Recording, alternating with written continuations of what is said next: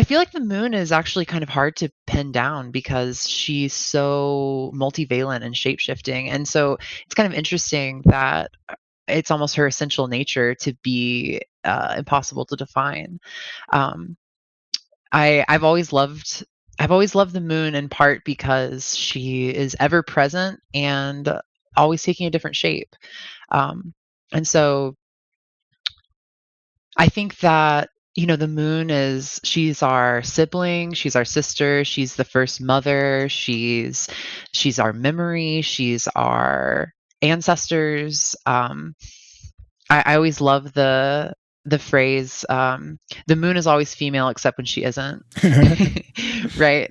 Because, in a lot of cultures, obviously, the moon is associated with women and femininity, but that's hardly a cultural universal. And that just speaks to her shape-shifting nature as well. Mhm. The thing that I love about studying the moon is how the numbers never quite pencil out. And sometimes that feels like the moon's job, that like where the sun is very exacting, the moon is very all over the place. And it doesn't feel like in a yes, it feels chaotic and messy, but it feels on purpose too. You know what I mean? I want to like actually invite astrology into the conversation, but what I want to ask about it is like I've heard you identify before as a lunar astrologer.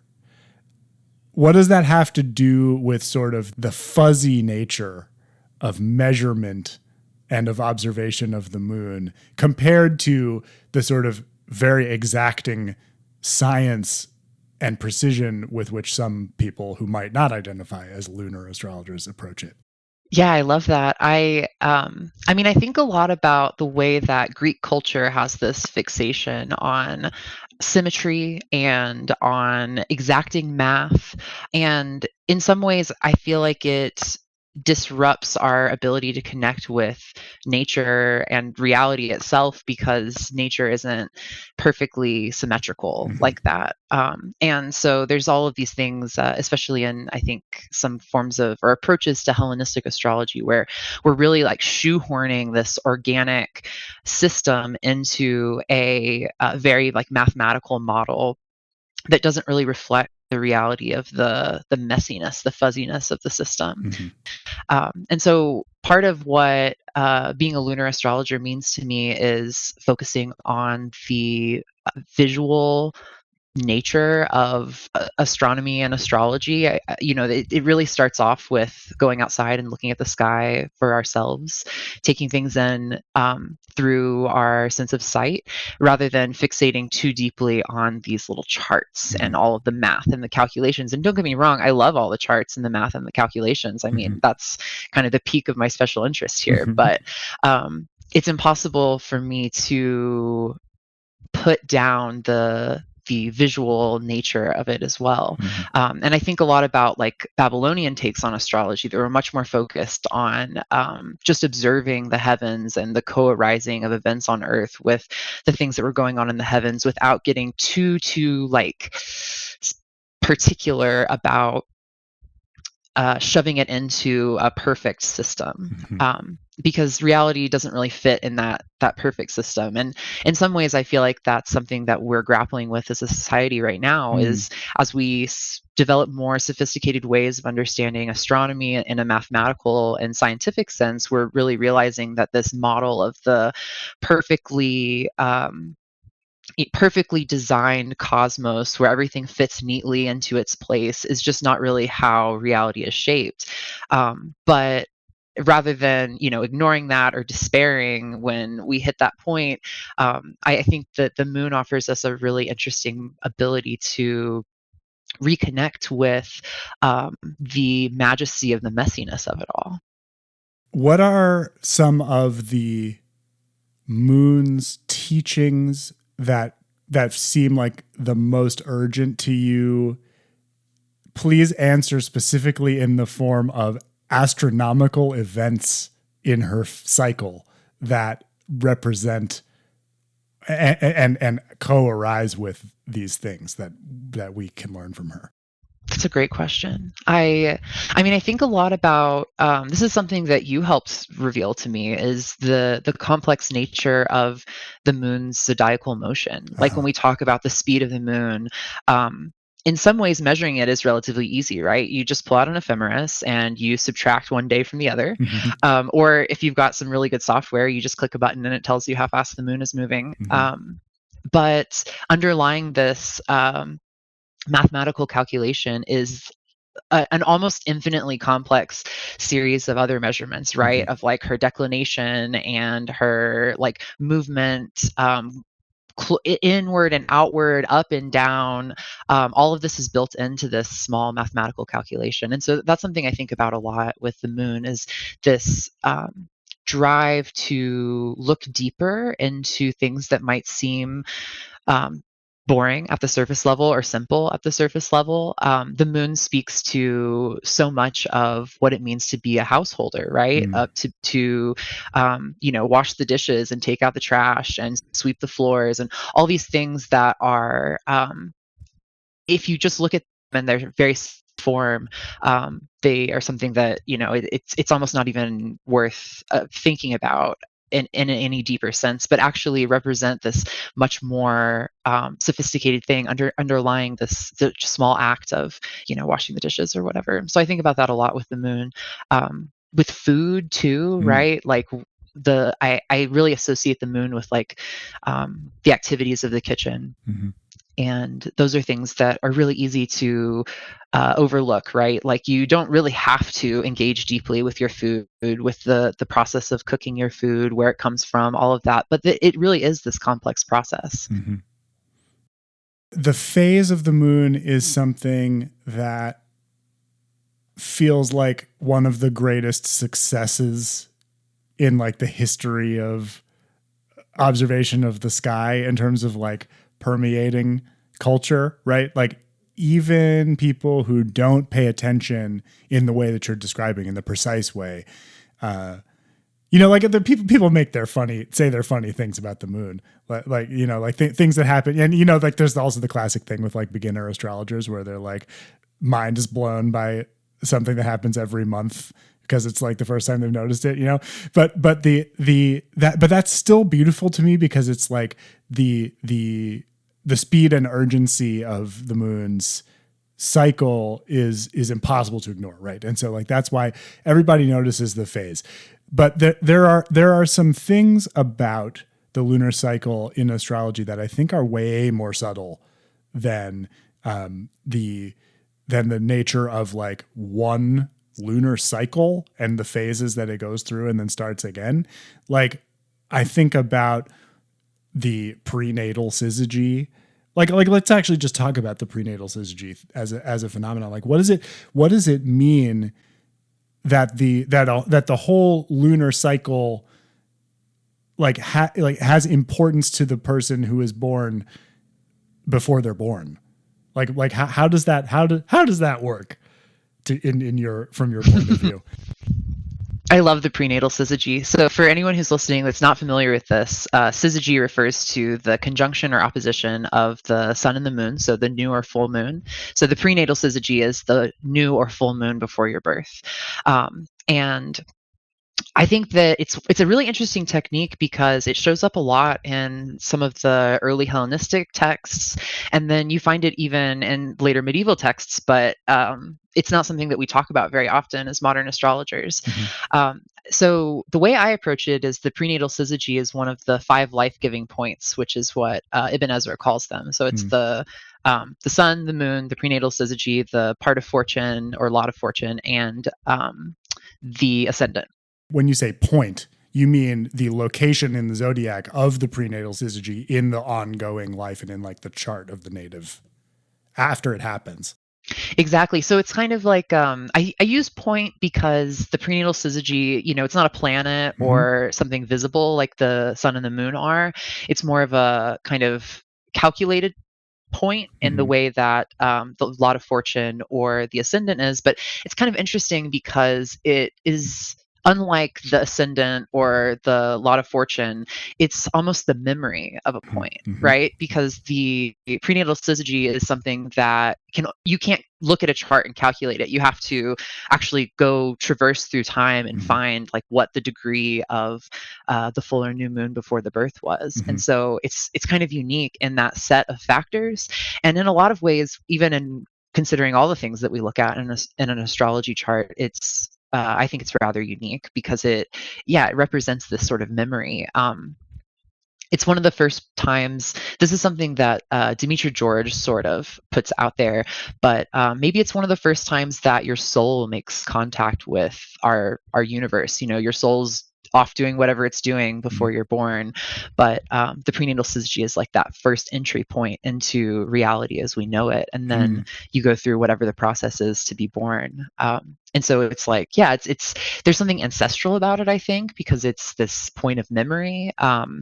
It can speak to some of the conditions before you were born. And so, in a tangible sense, you know, that can be referring to the previous, 1 day to 2 weeks of gestation Mm-hmm. that you experienced as a fetus before you were born, but can also speak to something even deeper, something more ancestral than that, because it's the point that reaches back into the past, which I think is really fascinating and very lunar. There's a connection to me between that and the way eclipses and the nodes work. I want to talk about that a little bit because I don't, and like not so much like what does an eclipse mean, right? But like what is the nodal axis doing? Like it's like there's work getting done on this channel across the zodiac as the moon's whole orbit rotates around the earth, right? Like for those who don't really think about the nodes in terms of what they are, like that's what it is. It's the points at which the moon's orbit intersects with the ecliptic from the earth's point of view. So it's like rotating slowly around, and as that goes, like the eclipses are moving through the houses doing sort of work on parts of your life that are very long, right? And so I feel like they have to do with memory too. And now like the symbolism of an eclipse is kind of the opposite, right? It's like you can't remember. It's like amnesia or something, right? But it's still so deeply about memory, and it's like over time maybe those kind of crisis points create their own sort of memory, right? What do you track in terms of eclipse cycles, as far as what they mean to someone over time and how the events of eclipses affect them, and like what does that say about the moon herself in terms of what she represents? I love that. It's a really good question. Eclipses have always really fascinated me. They were kind of my entry point into astrology, was just observing. I'm like, oh wow, there's an eclipse happening in a sign that's very important to me. What does that even mean? So that was sort of one of my entry points into the whole art of astrology. I think about like if it's interesting how we have this cycle of like a monthly lunation, but then the eclipses function on their own cycles, and there's this interesting sort of it's this theme again of something that on the surface level seems relatively straightforward, but as you start to dig into it, it starts to open up to be this incredibly complex thing. I mean, Mm-hmm. so the eclipses go in cycles, returning to the same signs in a regular order. And so there's something about that of memory. I mean, eclipses are very unpredictable from the experience of like a nativity. I think in some ways, mundane astrology can benefit from analyzing eclipses, but it's almost it's almost like barking up the wrong tree to get too Mm-hmm. analytical about what an eclipse actually means for an individual nativity, because they're just so vast. In terms of like what happens to the person, you mean? Right. Yeah. Yeah. Like to be able to just be like, oh, there's an eclipse happening across my fifth house, 11th house axis, and Mm-hmm. that's going to mean Yeah, something. right. I'm gonna get in a car accident. Like yeah, you can't say Right. what. You know something is gonna happen, but as Right. far as what, like, you know, too big of a question. Right, but the only way that I've found to really derive much in terms of interpretive meaning from upcoming eclipses in a nativity is to look into the past and see, what it was Mm-hmm. like when the eclipse was. across the axis. So, if it's a solar eclipse in your 11th house, then what was it like when you had that solar eclipse in your 5th house? Mm-hmm. And even going back further than that, what was it like the last time there was a solar eclipse in that 11th house? Mm-hmm. And kind of tracing back, finding the little pockets of time that you've already experienced with this eclipse energy. And it's kind of interesting too, because you have to live for a certain amount of time before any of that means anything to Mm-hmm. you. And so there's an interesting thing with the moon there too, right? The moon, in traditional astrology, we often point to her rulership of babies and children and childhood and all of that. But there's also something about, like, you can only develop personal gnosis with the moon by aging and, like, Mm-hmm. spending time repeating those cycles. You can make all these predictions about what your Saturn return is going to look like, right? Like, you can be 15 years in advance, and really there's a lot that you can do to describe what you're going to get from your Saturn return. But the only way that you can really understand what your experience of upcoming eclipses is going to be is by having lived enough life to be able to look back in your cycles and see what arises for you then. And then the best part is that it's still unpredictable. Mm-hmm. I want to just open the door a little bit about magic and the moon. Great. And I just want you to share with me how your relationship with the moon expresses itself in terms of workings and exerting your true will and interacting with these cycles as a person with agency and skill, trying to do the right thing in the world. What kind of work do you do together? I love that. Well, I mean, really, the actual answer is all the work, right? Like, everything I do is pointed back at the moon, and I don't know if that has to be the same for everybody, but certainly the way my nativity is set up, Mm. the moon's the only way I'm getting anywhere. Um, so first off, but definitely, I think, it sort of started off um, observing the lunation cycle itself. Another of my entry points into astrology was really immersing myself in the Jewish calendar, Mm-hmm. which, unlike the sort of standard Gregorian calendar, factors the moon's presence into the timing of the months. And so, taking time for reflection when the moon is dark, for example, was like a very important entry point. But as I've gotten deeper, I mean, whew, trying to sum it up. Um, the moon is like, she feels like my coworker. She's my teammate. And so anything that I do, that I attempt to create in the world, I do a in a team with the moon. And so what that looks like for me is certainly observing lunar cycles. The moon is the cornerstone of electional astrology. I mean, in my opinion, you don't even need the rest of the chart. The moon's fine. You can just do electional astrology with that. Plenty of people have across time. Beyond that, there's the magic point, right? There's this interesting relationship between the moon and magic that I think we see show up in a lot of cultures because of, I think, this mystery of what we're describing all throughout this conversation. And my approach to magic with the moon is definitely, I try to find ways of integrating magic organically into my life. So I'm not a big, like, prep a ritual and sequester myself for 3 days in the woods kind of person. I like to integrate it into my daily life. And one of the things that I think the moon is really great for is the social experience. Mm. You don't have to be some, like, I don't know, high level ceremonial magician to be able to be present with the magic of the moon. And so that's always what I'm doing. I'm always dragging my friends and my partners and anyone that I can meet out to, like, go look at the moon, sing to the moon, pray to the moon with me. If it feels right, we can howl. That's always great. Um, and I definitely I think that I'm not a big like manifestation person. That's Mm. not really like the approach I have to my spiritual life.